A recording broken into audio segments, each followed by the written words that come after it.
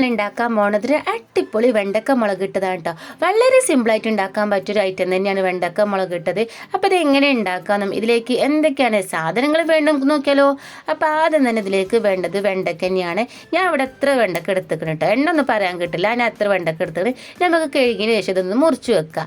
അതിനുശേഷം ഒരു ചട്ടി അടുപ്പത്ത് വെച്ചിട്ടുണ്ടെങ്കിൽ അതിലേക്ക് നമുക്ക് കുറച്ച് ഓയിൽ ഒഴിച്ച് കൊടുക്കുക. അപ്പോൾ നിങ്ങൾ എൻ്റെ ചാനൽ ആദ്യമായിട്ടാണ് കാണുന്നുണ്ടെങ്കിൽ ഒന്ന് സബ്സ്ക്രൈബ് ചെയ്ത് തൊട്ടടുത്തുള്ള ബെല്ലൈക്കൺ അമർത്താൻ മറക്കരുത്. ഇനി അത് ചൂടായി വരുമ്പോൾ അതിലേക്ക് 1/2 സ്പൂൺ കടുകും അതേപോലെ തന്നെ 1/4 ടീസ്പൂൺ ഉലുവയും ചേർത്ത് കൊടുക്കുക. അത് രണ്ടും നല്ലോണം പൊട്ടി തീരുമ്പോൾ അതിലേക്ക് നമ്മൾ അരിഞ്ഞു വെച്ച ചെറിയുള്ളിയും വെളുത്തുള്ളിയും പച്ചമുളകും ചേർത്ത് കൊടുക്കുക. അപ്പോൾ കുറേ ചെറിയുള്ളി തൊലിക്കാൻ മടിയൊക്കെ ആണെങ്കിൽ കുറച്ച് ചെറിയുള്ളിയും കുറച്ച് വലിയ ഉള്ളിയും ചേർത്താലും കുഴപ്പമൊന്നുമില്ല.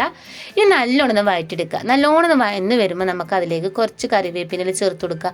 പിന്നെ നമ്മൾ മുറിച്ച് വെച്ച വെണ്ടയ്ക്കയും ചേർത്ത് കൊടുക്കുക. അപ്പോൾ വെണ്ടയ്ക്ക ഞാൻ ഇത്ര വലുപ്പത്തിലാണ് മുറിച്ചിരിക്കുന്നത്. നിങ്ങൾക്ക് വേണമെങ്കിൽ ഞാൻ കുറച്ച് ചെറുതോ അല്ലെങ്കിൽ വലുതാക്കി മുറിച്ചെടുക്കുക. അതൊക്കെ നിങ്ങൾ ഇഷ്ടം പോലെ.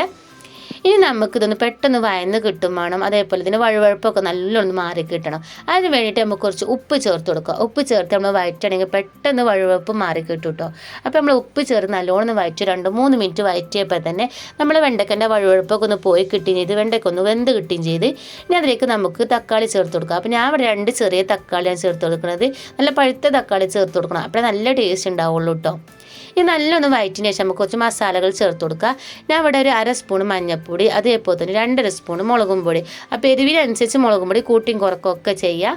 പിന്നെ നമുക്ക് അതിലേക്ക് ഒരു 1/2 സ്പൂൺ മല്ലിപ്പൊടി വേണം കേട്ടോ. അപ്പോൾ മല്ലിപ്പൊടി ഒരിക്കലും കൂടരുത്. കൂടുതൽ നമ്മൾ വെണ്ടയ്ക്കൻ്റെ മുളകിട്ടിൻ്റെ ടേസ്റ്റിന് വ്യത്യാസം വരും. പിന്നെ ഒരു 1/4 ടീസ്പൂൺ വലിയ ജീരകം പൊടിച്ചത്. ഈ 4 പൊടികളും ചേർത്ത് നമുക്ക് നല്ലപോലെ ഇളക്കി കൊടുക്കുക. അതിൻ്റെ പച്ചമണമൊക്കെ ഒന്ന് പോകാനും വേണ്ടിയിട്ട് നല്ലപോലെ ഇളക്കി കൊടുക്കുക. ഇപ്പോൾ അതിൻ്റെ പച്ചമുളകൊക്കെ നല്ലോണം പൊയ്ക്കണേ. ഇനി അതിലേക്ക് നമുക്ക് ഒരു നെല്ലിക്ക, ചെറിയൊരു നെല്ലിക്ക വലുപ്പത്തിൽ പുളി വെള്ളത്തിലിട്ടത് നല്ലോണം പിഴിഞ്ഞതിന് ശേഷം ആദ്യത്തെ വെള്ളം മാത്രം ഒഴിച്ചു കൊടുക്കുക. പിന്നെ സാധാരണ പച്ചവെള്ളം ഒഴിച്ചു കൊടുക്കുക. അപ്പോൾ നമ്മൾ 2-3 വട്ടം പുളി പിഴിഞ്ഞതിന് ശേഷം ആ വെള്ളം ഒഴിച്ചു കൊടുക്കുകയാണെങ്കിൽ പുളി കൂടുതലാവും. അപ്പോൾ വെണ്ടക്ക മുളകിട്ട് അത്ര ടേസ്റ്റ് ഉണ്ടാവും. പുളി ഇങ്ങനെ എടുത്തരയ്ക്കും.